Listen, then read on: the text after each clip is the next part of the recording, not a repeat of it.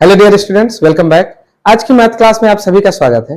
बेटा, आज की जो हमारी क्लास है ये क्लास 10th के मनोहर रे पब्लिकेशन की एक्सरसाइज 1A से पहले जो इंपॉर्टेंट एग्जांपल्स दिए गए हैं उन पर चर्चा करने के लिए ये क्लास में। तो एग्जांपल्स के द्वारा हम उन विधियों पे चर्चा कर लेते हैं जिनसे प्रश्नावली के बहुत सारे सवाल हल हो सकते हैं। लगभग 60 से 70% प्रश्नावली एग्जाम्पल को हल करने पर आसानी से हल हो जाती है। ठीक, तो चलिए आज की क्लास को शुरू करते हैं। और एक बार फिर से याद दिला दूं, ये क्लास 10th के विद्यार्थियों के लिए डॉक्टर मनोहर रे पब्लिकेशन को समर्पित क्लास है।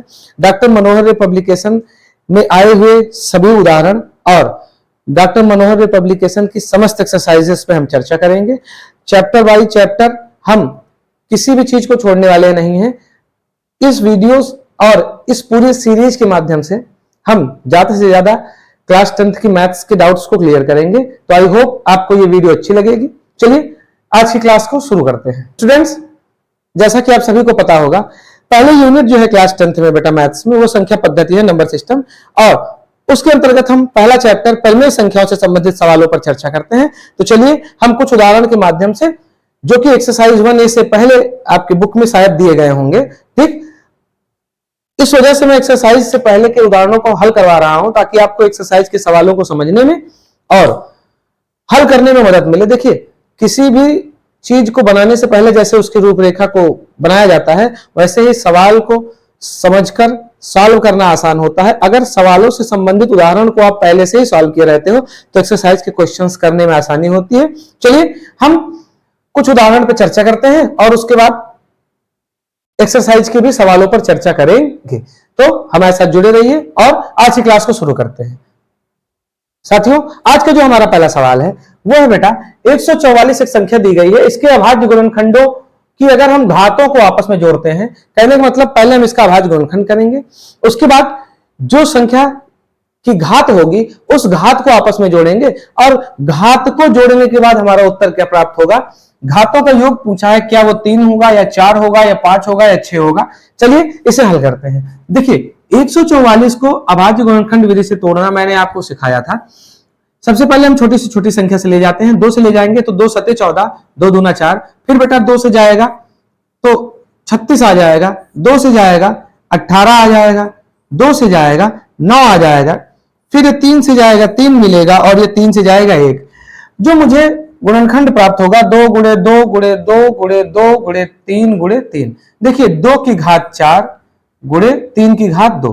तो अगर मैं इसे हल करता हूं और घातों को आपस में जोड़ता हूं तो 4 है 2 की घात और 3 की घात 2 है। जो मुझे उत्तर प्राप्त होता है बेटा वो 6 प्राप्त होता है।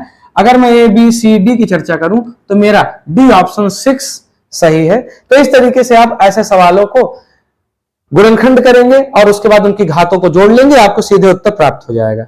आई होप कि आपको यह समझ में आया होगा। चलिए हम नेक्स्ट सवाल पे चर्चा करते हैं। साथियों, जो हमारा अगला सवाल है वो है 182 और 78 का एचसीएफ क्या होगा। ऑप्शन है 13, 26, 28 और 39। चलिए 182 और 78 के एचसीएफ पे चर्चा करते हैं। सबसे पहले 182 को देखिए। सबसे पहले हम क्या करते हैं, 2 से काटेंगे, 2 9 18, 2 1 के 2, फिर ये 7 से चला जाएगा बेटा, 13 बार जाएगा, फिर ये 13 से जाएगा, 1 बचेगा। तो जो मेरा गुणनखंड आएगा 2 गुणे 7 गुणे 13। 78 पे हम चर्चा कर लेते हैं। 2 से काटेंगे तो 2 3 6 और 2 9 18।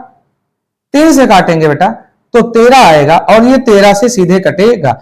जो हमारे कॉमन फैक्टर हैं वो 2 और 13 यहां पे है और 2 और 13 यहां पे है। तो जो मुझे इसका हल मिलेगा 182 और 178 का एचसीएफ वो 2 गुणे 13 मतलब 26 मिलेगा। हमारा ऑप्शन नंबर बी सही होगा। तो इस तरीके के सवालों को आप हल करिए और गुणनखंड करिए।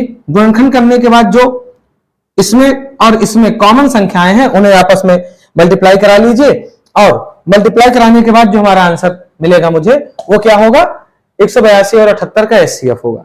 तो आई होप कि आपको ये भी सवाल समझ में आया होगा। चलिए नेक्स्ट क्वेश्चन पे चर्चा करते हैं। स्टूडेंट्स, जो आज का हमारा तीसरा सवाल है बेटा वो ये है कि लासा 132 288 बराबर 3168 दिया है, मासा 132 288 बराबर पूछा है। तो अगर ब्रैकेट में ऐसे दिया रहता है बेटा लासा 132 288 बराबर 3168, तो इसका मतलब ये 132 हमारी पहली संख्या है और 288 हमारी दूसरी संख्या है। अगर मैं आपको फार्मूला याद दिलाऊं तो आप अगर थोड़ा सा ध्यान देंगे तो मैंने पिछली क्लास में बताया था कि लासा गुणे मासा जो होता है बेटा वो बराबर होता है पहली संख्या गुणे दूसरी संख्या के। ठीक, लासा और मासा का जो गुणनफल होता है वो बराबर होता है पहली संख्या गुणे दूसरी संख्या के। चलिए देखते हैं, लासा हमको दिया है 3168, मासा पूछा है बेटा, पहली संख्या है 132 और दूसरी संख्या है 288। ठीक, चलिए इसको आगे सॉल्व करते हैं। ये यहां गुणे में है बेटा,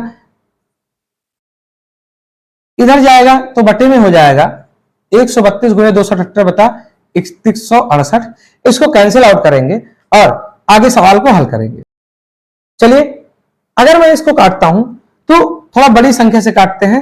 चलिए सीधे 4 से काटते हैं। 4 से 28, 4 दूना 8, ठीक, 4 से 28, 3 31, 36, 4 9 36 और 4 दूनी 8, लास्ट में 2 है और ये 4 से ये भी कटेगा, ये भी कटेगा। फिर से 4 से देख लेते हैं, 4 1 के 4 3 7 32 और 4 8 32, 18 चौक 72 और 4 1 के 4 3 7 39, 9 चौक 36, 3 39 32 और 8 चौक 32, 198।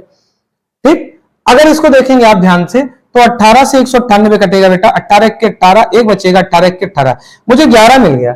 और इस 11 से 132 को अगर आप काटेंगे तो 11 1 के 11, 2 13, 22 और 11 दूना 22। जो मुझे यहाँ पर क्वेश्चन मार्क अर्थात मासा मिलता है बेटा वो क्या मिलता है 12। अगर आप क्रॉस चेक कराना चाहते हैं तो आप देखिए 3168 गुणे 12 बराबर 132 गुणे 288 होगा। आप इसको सॉल्व करके चेक कर लीजिएगा, हमारा आंसर हमें मिल चुका है। आप खुद से प्रैक्टिस करिए, ऐसे सवालों को बार बार लगाइए, ऐसे सवाल आपको आगे प्रश्नावली में मिलेंगे। तो आई होप कि ये भी आपको समझ में आ गया होगा। बहुत ही आसान है, लासा गुणे मासा बराबर पहली संख्या दूसरे गुणे दूसरी संख्या। मासा पूछा था, लासा को हम यहां लेके गए, बटे में काट पीट लिया, हमको क्वेश्चन मार्क जो कि मासा की जगह पर हमने लिखा था वो आंसर प्राप्त हो गया 12। इसका मतलब जो हमारा डी ऑप्शन होगा 12 बेटा वो राइट ऑप्शन होगा। चलिए हम नेक्स्ट एग्जांपल पे चर्चा करते हैं। ये हमारा क्वेश्चन बेटा जो 2023 के बोर्ड पेपर में सीरीज DW में पूछा गया था। ठीक, चलिए इस पर चर्चा करते हैं। 156 का भाज्य गुणनखंड फटाक से हल कर लीजिए। 2 से ले जाइए, 2 7 14, 2 8 16, 2 से ले जाइए 2 3 6, 2 9 18, 3 से ले जाइए 13 3 39 और 13 से जाएगा तो 2 की घात 2 गुणे 3 गुणे 13, ये हमारा आंसर हो जाएगा कि जो कि हमारा है सेकंड ऑप्शन। ठीक, तो बड़ा छोटा सा क्वेश्चन है, शायद 1 नंबर वाले में आ रहा होगा। ठीक, तो इस तरीके से आप इसको हल कर सकते हैं। चलिए बोर्ड्स में आया हुआ एक और क्वेश्चन देखते हैं। जो हमारा अगला क्वेश्चन है बेटा वो 2023 की सीरीज DY और 2024 की सीरीज HX में पूछा गया है। ठीक, तो चलिए इस पर चर्चा करते हैं। बहुत ही छोटा सा सवाल है। 26 और 156 का लासा दिया है 156 और मासा। देखिए मैंने आपको बताया था कि लासा गुणे मासा बराबर पहली संख्या गुणे दूसरी संख्या होता है। ठीक, यहां पर देखिए 26 गुणे 156 जो बराबर होगा वो 156 गुणे समथिंग होगा।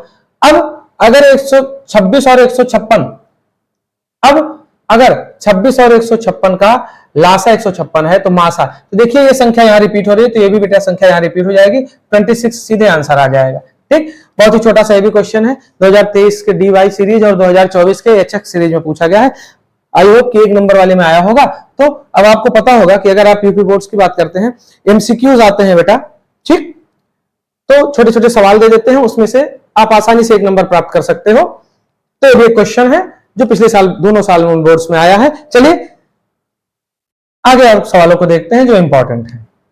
से बड़ी जब भी पूछेगा तो बड़ी से बड़ी का मतलब मासा। ठीक, 240 और 1032 का मासा निकालिए। ठीक, तो भाग विधि से निकाल लीजिए। चलिए 240 से 1032 में भाग दीजिए। सबसे पहली बात तो ये 4 बार जाएगा बेटा, तो 4 से 0, 4 चौक 16 और 4 दूनी 8 1 9, 960, 40 इधर बचेगा 32 उधर, तो 40 और 32 72 हो जाएगा। 72 से 240 में भाग दीजिए, 3 बार जाएगा, 3 दूनी 6, 7 3 21, 216 बचेगा। यहां हमको क्या मिलेगा बेटा, ये 24 मिलेगा और 24 से लेके जाइए 72 में, तो 24 3 72, मुझे जो उत्तर प्राप्त होकर मिल रहा है बेटा वो क्या है 24। तो इसका आंसर क्या होगा 24। जो हमारा अगला सवाल है बेटा वो मैंने लिख रखा है, देखिए सह अभाज्य संख्याओं का युग्म पूछा है। उसने आपको 4 ऑप्शन दिया है, ये ए है, ये बी है, ये सी है और ये डी है बेटा। सह अभाज्य संख्याओं के युग्म के बारे में पूछ रहा है। देखिए सह अभाज्य संख्याओं का युग्म ऐसे युग्म को कहते हैं जिनका हाईएस्ट कॉमन फैक्टर एचसीएफ जो हो बेटा वो 1 मिले। जब आप उनका गुणनखंड करें तो उसमें जो कॉमन फैक्टर होना चाहिए वो केवल 1 होना चाहिए। ठीक, तो देखिए हम सबसे पहले 14 और 35 को चेक करते हैं। तो देखिए 7 दूनी 14, 14 का हो जाएगा और 35 का 7 पचे 35। तो देखिए 7 7 मिल गया, नहीं होगा। कोई भी कॉमन संख्या नहीं मिलनी चाहिए, 1 मिलना चाहिए। 1 मतलब 1 तो सबके साथ रहता है, तो यही वाला 1 बस। दूसरा देख लेते हैं 18 और 25 में। ठीक, तो 2 तिहाई 6 तिया 18 और 25 की मैं चर्चा करूं तो बेटा 5 गुणे 5। यहां पर देखिए 1 मिल रहा है, अगर किसी और संख्या में 1 मिलता तो वो आंसर होता। अब क्योंकि ये कोई कंपटीशन का तो क्वेश्चन है नहीं कि इसमें सारे ऑप्शन को चेक करना है, उसने कहा था कि हाईएस्ट कॉमन फैक्टर 1 होना चाहिए, मतलब कि सह अभाज्य संख्या का युग्म पूछा था। तो हमारा ये 18 और 25 जो होगा बेटा वो सह अभाज्य संख्या का युग्म होगा। कैसे, मैंने आपको बताया, एक बार फिर से बता रहा हूं। 18 को हम 1 गुणे 2 तिया 6 तिया 18 लिख सकते हैं और 25 को हम 1 गुणे 5 गुणे 5 लिख सकते हैं। हमारा जो हाईएस्ट कॉमन फैक्टर है वो 1 है। हाईएस्ट कॉमन फैक्टर का मतलब सरल भाषा में समझिए कि इसके गुणनखंड और इसके गुणनखंड में 1 और 1 के अलावा और कोई भी संख्या, ना 2 ना 3 ना 3 ना यहाँ 5 और 5, ये आपस में कॉमन नहीं है। देखिए यहाँ 2 गुणे 3 है, यहाँ 5 गुणे 5 है। अगर ये 2 यहाँ और यही 2 यहाँ भी होता तो ये भी ऑप्शन ना होता, तो हम अगला चेक करते। तो हमें ऑप्शन नंबर बी पे वो आंसर मिल गया है, जो हमारे सहअभाज्य संख्या के गुणनखंड, जिसमें इसका मतलब क्या है कि एचसीएफ ए बी का क्या होना चाहिए, एक कॉमन फैक्टर वो केवल 1 होना चाहिए, इसको सेटिस्फाई कर रहा है। तो हमें इस सवाल को आगे हल करने की जरूरत नहीं है। ऐसा सवाल 2020 के एमओआई सीरीज में और 2024 के एचएक्स सीरीज में पूछा जा चुका है। ठीक, तो इसी वजह से मैं बेटा उदाहरण को हल करवा रहा हूं और हर प्रश्नावली से पहले उदाहरणों को हल करवाऊंगा। प्रश्नावली के सवालों को भी हल करेंगे क्योंकि उदाहरणों में से ही सीधे तौर पर बोर्ड परीक्षा में सवाल पूछे गए हैं। तो कभी कभी हम आप उदाहरण को मिस कर देते हैं और जल्दबाजी में बहुत छोटी छोटी चीजें, ये सब 1-1 2-2 नंबर के क्वेश्चन है, ये गलत हो जाती है, छूट जाते हैं। तो हम कोई भी क्वेश्चन छोड़ने वाले नहीं है, चाहे वो उदाहरण का हो चाहे वो प्रश्नावली का हो। चलिए, आई होप कि आपको ये भी क्वेश्चन समझ में आया होगा। हम कुछ और उदाहरणों पर चर्चा करते हैं जो सीधे तौर पर यूपी बोर्ड में पूछे गए हैं। एक और सवाल आपके सामने है, 6, 72 और 120 3 संख्याएं दी गई हैं बेटा, इनका अभाज्य गुणनखंड विधि से एचसीएफ और एलसीएम निकालना है। यूपी 2019 के बीबी सीरीज में पूछा गया है। चलिए इसको भी हल करते हैं। देखिए 6 का तो गुणनखंड बेटा होगा वो 2 गुणे 3 हो जाएगा। 72 को भी हम लिख सकते हैं 2 तिया 6 तिया 18 और 4 72। तो इसको मैं अरेंज कर लूं तो 2 गुणे 2 गुणे 2 गुणे 3 गुणे 3, 2 दूना 4 दूनी 8 8 त्रिक 24 24 तिया 72। ठीक, और 120 को अगर मैं करता हूं तो 2 दूना 4 दूनी 8 त्रिक 24 और पंचे 120। तो ये तो सीधे क्रम में लिखा ही हुआ है। यहां देखिए मुझे 2 की घात 1 और 3 की घात 1 मिल रहा है। यहां मुझे 2 की घात 3 और 3 की घात 2 मिल रहा है बेटा, और यहां मुझे 2 की घात 3, 3 की घात 1 और 5 की घात 1 मिल रहा है। ठीक, चलिए सबसे पहले हम एचसीएफ पे चर्चा करते हैं। एचसीएफ का मतलब होता है हाईएस्ट कॉमन फैक्टर। तो मुझे यहां पर 2 की घात 1, यहां पर 2 और यहां पर 2, 2 की घात 1 है, 3 की घात 1 है, यहां 2 की घात 3, 3 की घात 2 है, 2 की घात 3 और 3 की घात 1 है। हर जगह अगर आप देखेंगे बेटा तो यहां पर 2 की घात 1 यहां भी है, यहां पर भी 1 2 है, यहां पर भी 1 2 है। तो मुझे 2 की घात 1 गुणे 3 की घात 1, 3 हर जगह एक बार है, 3 की घात 1 अर्थात 6 हाईएस्ट कॉमन फैक्टर मिल रहा है। तो 6, 72 और 120 का जो एचसीएफ होगा वो क्या होगा बेटा 6 होगा। ये हमें एक क्वेश्चन का आंसर मिल गया है। एलसीएम पूछा है, लीस्ट कॉमन फैक्टर। ठीक, चलिए उस पर चर्चा कर लेते हैं। मैं यहां से इसको मिटा रहा हूं और एलसीएम पे चर्चा करें तो बड़ी से बड़ी घातें जितनी भी अवेलेबल है देखते हैं। 2 की घात 3 बड़ी अवेलेबल है, 3 की घात 2 है और 5 की घात 1 है। 2 2 4 दूनी 8, 3 3 9 और 5 1 5। चलिए 8 पंचे 40 और 9 36, 360 मुझे आंसर मिल जाएगा। तो मुझे यहाँ जो बेटा एलसीएम मिल जाएगा वो क्या मिल जा रहा है, 360 मिल जा रहा है। सवाल 2019 के बीबी सीरीज में पूछा गया था।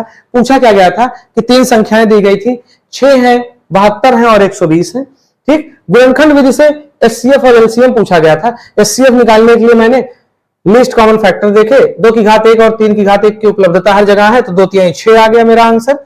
मैंने यहां रफ कर दिया, इससे पहले मैंने आपको लगा के दिखाया था। और यहां पर एलसीएम की बात करूं तो जो हाईएस्ट कॉमन फैक्टर हैं उन पे चर्चा किया, तो 2 की घात 3, 3 की घात 2, 5 की घात 1 आपस में गुणा कराया तो 360। तो आई होप कि आपको ये भी क्वेश्चन समझ में आ गया होगा। ऐसे सवाल यूपी बोर्ड्स में लगातार पूछे जाते रहे हैं। ठीक, और ये लेटेस्ट 2019 में आया था। चलिए और सवालों पे चर्चा करते हैं और क्लास को आगे बढ़ाते हैं। बेटा अगर क्लास इंपॉर्टेंट है तभी मैं आपकी ले रहा हूं, उदाहरणों को बहुत ही कायदे से लगाइएगा। उदाहरण सीधे तौर पर बोर्ड पेपर में पूछे जाते हैं, इसी वजह से मैं उन्हीं उदाहरणों पे चर्चा कर रहा हूं। और ये आपकी किताब में दिए गए 75% एग्जाम्पल हैं। अगर चैप्टर से पहले 20 एग्जाम्पल दिया गया है, उसमें से 12-13 एग्जाम्पल ऐसे हैं, या मैं मान रहा हूं कि 15-16 एग्जाम्पल तक ऐसे हैं जो सीधे बोर्ड पेपर में पूछे गए हैं। इसी वजह से किसी भी प्रश्नावली को लगाने से पहले उसके एग्जाम्पल्स को जरूर लगाइए, चाहे आप साइंस पढ़ रहे हो, चाहे आप मैथ्स पढ़ रहे हो। अगर कोई उदाहरण दिया गया है किसी भी चैप्टर के बीच में, किसी भी एक्सरसाइज से पहले, तो उदाहरणों को हल करके ही एक्सरसाइज को सॉल्व करिए, ये एक बेहतर तरीका है। ठीक, तो चलिए अगले सवाल पे चर्चा करते हैं। स्टूडेंट्स, एक क्वेश्चन है, 65 और 117 के एचसीएफ को 65m - 117 के रूप में दर्शाया गया है, जहां m की वैल्यू पूछा है और साथ ही 65 और 117 का एलसीएम अभाज्य गुणनखंड विधि से पूछा है। ये क्वेश्चन बेटा सीबीएसई बोर्ड के 2013 और 2017 के पेपर में पूछा गया है। चलिए इस पर भी चर्चा करते हैं। चलिए सवाल को हल करते हैं। 65 को बेटा मैं 5 × 13 के रूप में लिख सकता हूं, और 117 आपको पता है 3 3 9 और 13 13 9 117। तो 65 और 117 का मैंने जब गुणनखंड किया तो 5 × 13 और 3 की घात 2 × 13 प्राप्त हुआ। चलिए सवाल को आगे हल करते हैं और देखते हैं कि इस तरीके के सवालों को आप कैसे बना सकते हैं। साथियों 65m - 117 का एचसीएफ जब प्राप्त होगा, हमें हाईएस्ट कॉमन फैक्टर 13 प्राप्त हो जाएगा। अब दो संख्याएं मुझे मिल गई, एक 65 या 117, एक मिल गया एचसीएफ, तो हमें एम की वैल्यू निकालने में कोई दिक्कत नहीं होगी। ठीक, चलिए देखते हैं कैसे। ये 65m बराबर जो है बेटा 13 में 117 जुड़ जाएगा, क्यों, इधर माइनस में उधर जाएगा, पक्षांतर कहेंगे प्लस हो जाएगा, 7 3 10 11 1 12 1 13 130 हो जाएगा। 65m बराबर 130, तो m बराबर 65 इधर गुणे में बेटा इधर जाएगा तो बटे में हो जाएगा। और आपको पता होगा 65 दूना 130 होता है। तो मेरा जो पहला आंसर था यम, वो मुझे 2 प्राप्त हो चुका है। ठीक, बड़ा सा इजी सा सवाल था। चलिए हम 65 और 117 का एलसीएम अभाज्य गुणनखंड विधि से निकालते हैं। तो आपको इसको कई बार निकालना बताया जा चुका है। 65 बराबर 5 × 13 होगा, 117 बराबर 3 × 3 × 13 होगा। अब मुझे एलसीएम निकालना है। एलसीएम बराबर पहली और दूसरी संख्या हो जाएगा बेटा, और एचसीएफ हो जाएगा बटे में। तो 65 × 117 बटे 13, 13 × 5 = 65 और 5 7 35 के 5 हासिल आया 3, 5 1 5 3 8 और 5 1 5। जो हमारा एलसीएम प्राप्त होगा बेटा हमको वो मिल जाएगा 585। तो बड़ा आसान सा क्वेश्चन था, आप थोड़ा सा ध्यान देंगे तो इसे आप सॉल्व कर सकते हैं। सवाल फिर से समझा देता हूं। 65 और 117 दो संख्याएं दिया गया था बेटा, एचसीएफ को 65m - 117 के रूप में, और m की वैल्यू पूछा था, साथ ही 65 और 117 का एलसीएम अभाज्य गुणनखंड विधि से पूछा था। तो ये रहा आपका ये सवाल, इसे आप नोट करिए और रिवाइज करिए, क्या पता इस साल के पेपर में ये आ ही जाए। मैंने बताया ना आपको कि एग्जाम्पल्स में बहुत सारे सवाल हैं जो सीधे तौर पर पूछे जाते हैं, और एग्जाम्पल्स को आप हल करेंगे तो आपको बहुत सारी मदद मिलेगी। चलिए हम अन्य सवालों पर चर्चा करते हैं। कुछ ऐसा आपका गुणनखंड वृक्ष दिया गया है। सबसे पहले मैंने आपको बताया था कि गुणनखंड वृक्ष को नीचे से सॉल्व करना शुरू करिए, आसानी रहती है। तो देखिए ये जो 371 है बेटा, ये 7 × z की वैल्यू होगी, और ये 7 इधर चला जाएगा तो भाग हो जाएगा। तो मैं सीधे हल कर लेता हूं।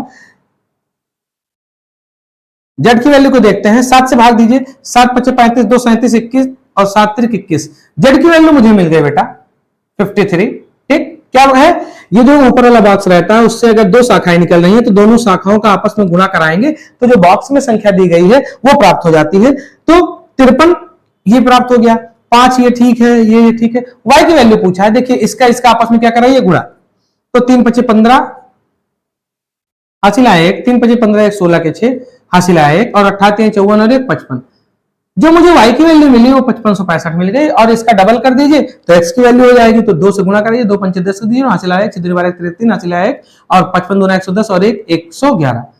तो मुझे x की वैल्यू जो मिली बेटा वो मिली है, तो मुझे x की वैल्यू मिली है 11130, मुझे y की वैल्यू मिलती है 5565 और मुझे z की वैल्यू मिलती है 53।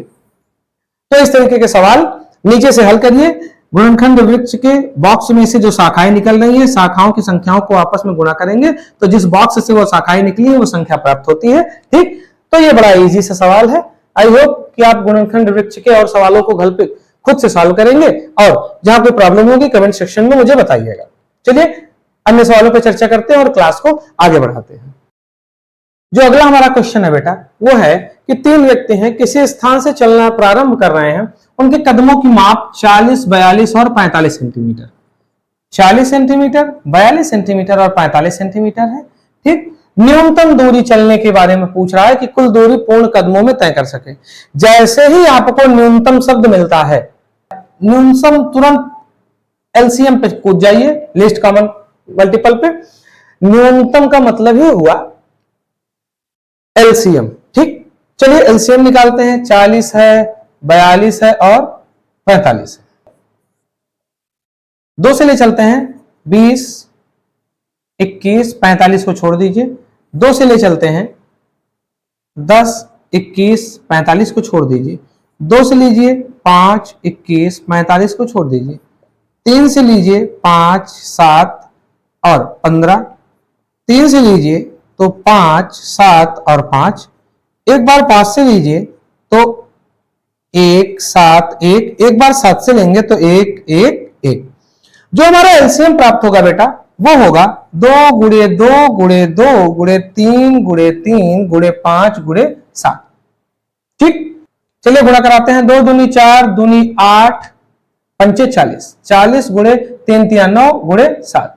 तो 9 चौक 36, 360 गुणे 7, 7 0 0 7 42 को 2 हासिल आया 4, 7 21 4 25। जो हमें लिस्ट कॉमन मल्टीपल मिलेगा बेटा वो 2520 मिलेगा और यही क्वेश्चन में पूछा गया था कि कुल दूरी पूर्ण कदमों में तय कर सके, तो 2520 सेंटीमीटर वह कुल दूरी होगी। ठीक, ये आपका एक सवाल था, बड़ा इंटरेस्टिंग सा सवाल है। आई होप कि आपको ये भी क्लियर हो गया होगा। ठीक, कदमों की माप दिया था, कुल दूरी पूर्ण कदमों में पूछा था, 40, 42, 45 का न्यूनतम जैसे देखा मैंने तुरंत दौड़ के एलसीएम निकाला। एलसीएम मेरा आया 2520, वही हमारा सीधे क्या हो गया, आंसर हो गया। तो साथियों आज की क्लास में हमने कुछ इंपॉर्टेंट एग्जांपल्स पे चर्चा किया जो सीधे तौर पर बोर्ड पेपर्स में पूछे गए हैं। आई होप कि ये क्लास आपको अच्छी लगी होगी। अगर वीडियोस अच्छे लग रहे हैं तो अपने दोस्तों के साथ शेयर करिए, क्लास से रेगुलर जुड़े रहिए और ढेर सारी मैथ्स को सॉल्व करिए। हम पे ऐसे ही विश्वास बनाए रखिए। चैनल को अगर सब्सक्राइब न किया हो तो सब्सक्राइब कर लीजिए ताकि आप तक क्लासेस फ्रिक्वेंटली पहुंचते रहें। तो आज की क्लास में बस इतना ही। जल्द मिलेंगे हम एक और क्लास के साथ। तब तक के लिए बी हैप्पी, बी हेल्दी। जय हिंद।